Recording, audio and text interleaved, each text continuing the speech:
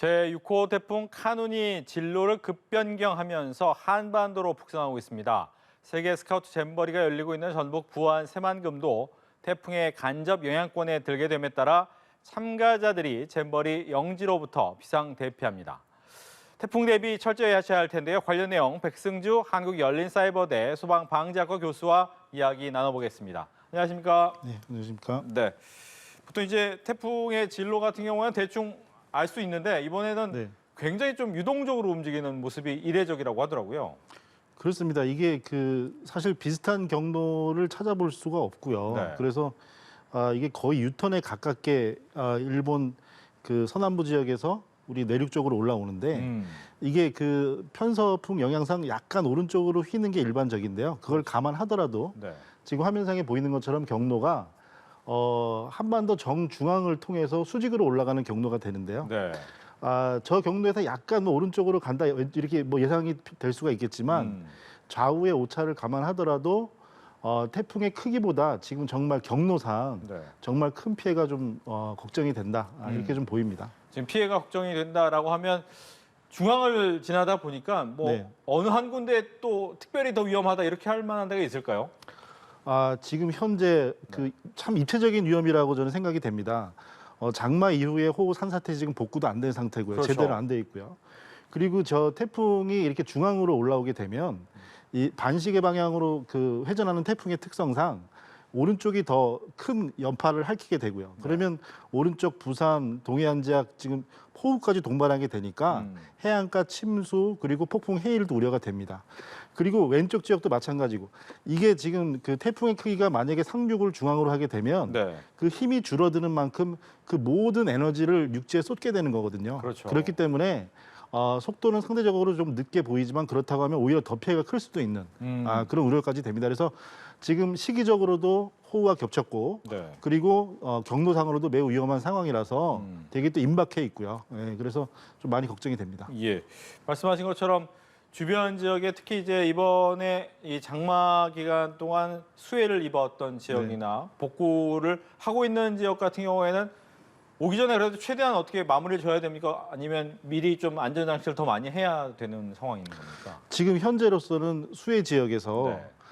임시가옥 그리고 재래식가옥, 위험가옥 그리고 산사태가 났었던 인근 지역 같은 경우는 대피를 하시는 게 저는 맞다고 생각합니다. 그래서 지금 지자체에서 대피를 하더라도 네. 현재 대피, 국내 대피 시스템에서 가장 아쉬운 게 제가 좀 늘 지적하는 부분인데요. 예. 재난 상황을 알리고 문자를 알리고 방송을 하고 명령을 했다고 하더라도 집안에 가서 모시고 나오지 않는 이상은 대피가 완료가 안 된 거잖아요. 안 나오는 분들이 계시죠? 네, 그렇습니다. 지금 예천 산사태에서 본 것처럼 네. 대피 조치가 위험 상황이 있어도 안 나오시고 하는 분들이 계시니까 자, 그런 부분들에서는 이제 행정력도 같이 이제 긴장을 해야 될 것이고요. 그리고 주변에 노약자가 있는 분들, 시골에 부모님이 계신 분들 이렇게 지역 주민들도 같이 움직여서 선제 대피를 좀 하셔가지고요. 네. 마을 해관 그다음에 주거시설 같은 경우도 임시 주거시설을 제공하고 있습니다. 그래서 지금 10일, 11일 양 이틀에 거쳐서 내륙에 직접적인 피해가 우려가 되니까 예. 특히 지금 남해 지역에 계신 분부터 해서 모레부터는 이동도 삼가하시고 안전한 곳으로 선제 대피하시기를 권해드립니다. 예. 그러다 보니까 이제 잼버리가 열리고 있는 전북 지역 같은 경우에도 네. 조금은 위험할 수 있다. 그래서 야영지 철수를 한 상황인데 뭐 제대로 된 선택이었다 이렇게 보시는지요? 그렇습니다. 다른 선택의 여지가 없다고 보고요. 그리고 이제는 뭐 국민 여러분들이 다 아시니까 네. 준비가 미비했다는 부분은 확실하잖아요. 예, 그래서 그건 누구나 인정할 수밖에 없을 것 같습니다. 오히려 좀 주체적이 인정 안 하시는 것 같은데, 근데 이제 그에 따른 신속한 대응은 또 잘 하시는 것 같아요. 그래서 또 예를 들어 긴급 의료 지원이나 냉방버스 지원도 했고, 네. 그리고 이제 주변에 어떤 문화시설 체험 같은 걸 권역을 넓히다가 태풍이 밀려 올라오니까 지금 태풍 경로상으로 보면은 내륙에서 남해안에서 통영 지역 예상되는 지역입니다만 통영 지역으로 지금 10일 새벽에 상륙을 해서 북으로 북상을 하게 됐을 때 그렇죠. 이 중간 지역을 지나든지 약간 오른쪽으로 지나치든지 그러면 아무래도 중부권보다는 중부 상부 수도권 지역에서 아까 말씀드린 태풍의 기세는 좀 약해질 거거든요. 그리고 또 무엇보다 인구가 지금 3만 6천 명 그러니까 부대 인구까지 합치면 4만 2천 명 정도 되는 인원인데요. 네. 그렇게 되면 이 주체 지원을 하고 있는 부안군 인구가 5만 명입니다.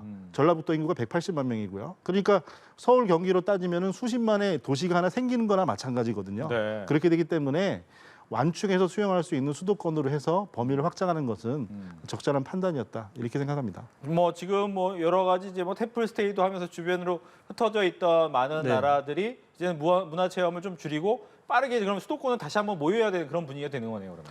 지금 현재 가장 긴박한 상황이 네. 이 정도 인원이 지금 뭐 6년의 준비가 미흡했다 이런 얘기도 하잖아요. 지금 4만 명 가까운 인원이 이동하고 이런 부분에서는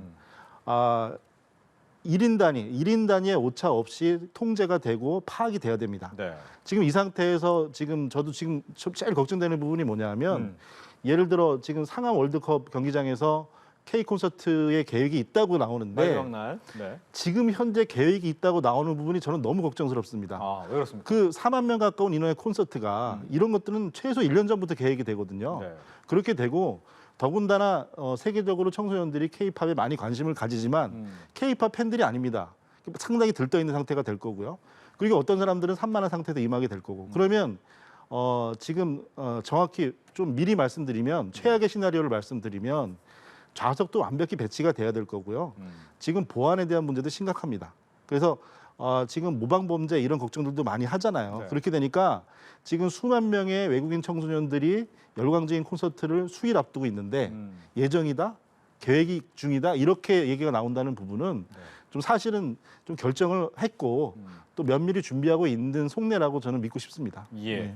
즉 뭐 말씀하신 부분을 좀 더 짚어볼게요. 보통 이제 큰 공연장을 만들 때는 오래전에 준비를 하고 그 공연 설비 자체도 또 오랫동안 그렇습니다. 만들어야 되잖아요. 안전하게. 네, 그리고 그 그렇습니다. 주변에 여러 가지 안전 장치가 지금 필요하다. 그 네. 부분이 잘 되고 있어야 된다라는 부분인 거죠. 그렇습니다. 그래서 에너지를 쏟는다고 하면 네. 예를 들어 폭죽이나 드론 쇼나 이렇게 보여지는 부분에 대한 보다 지금은 안전과 보안 치안에 대한 부분 네. 정말 그쪽에 집중해서 신경을 써야 된다. 그 당부를 드리고 싶습니다. 예.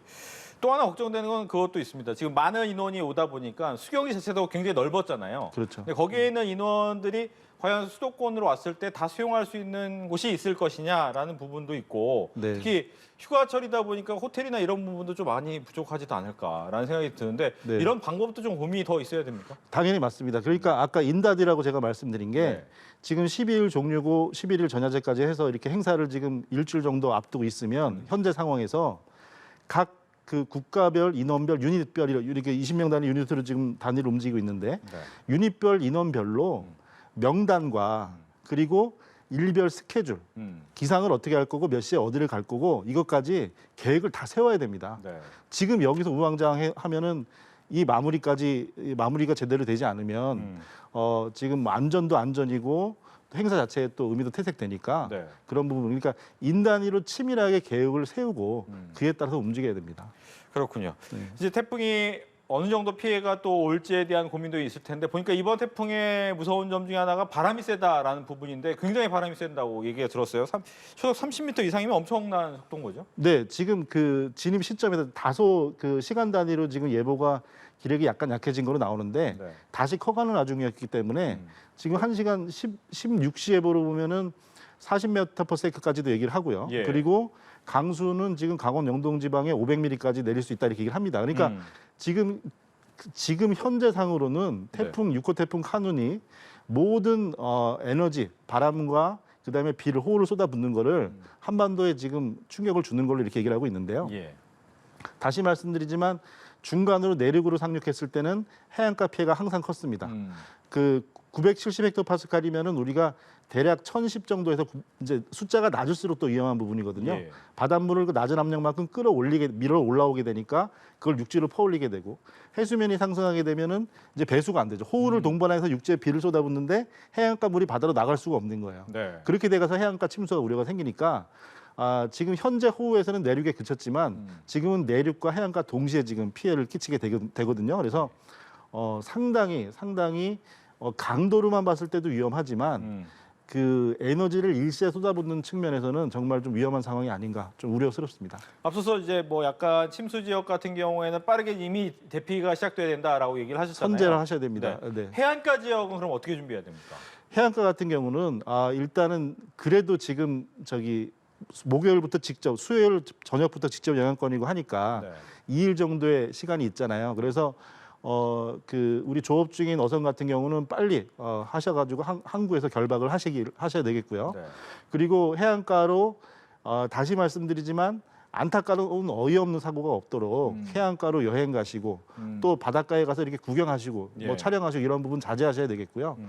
그리고 해안 지역에서는 지금 그 바닷가 자체 주민들은 일반적인 시설들에 대한 대책은 돼 있는데요. 네. 상황에서 배수가 안 되면 역시 침수 사고입니다. 역류가 결국 되는 거죠. 그렇습니다. 그래서 해안가 도로 그리고 상가 저지대 상가 주거 지역 이런 부분에서 차량도 미리 이동하시고 그다음에 선박도 결박하시고 그리고 저지대에 계신 분들은 선제적으로 대피하시기를 네. 권해드립니다. 예.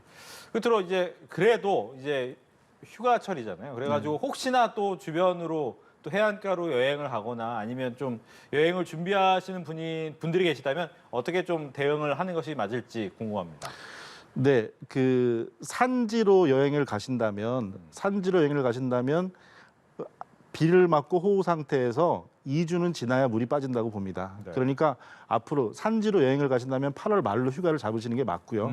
그리고 최소한 이번 태풍 지나고 일주 정도 지나서 수습되고 나서 저 휴가 계획으로 좀 미루시는 게 지금 현재로서는 가옥 안에 계셔도 재래식 가옥 아니고 안전한 곳으로 가족들과 친지들이 먼저 대피하셔서 오히려 그렇게 휴식을 취하시는 게 좀 안전하신 판단이라고 권해드립니다. 알겠습니다.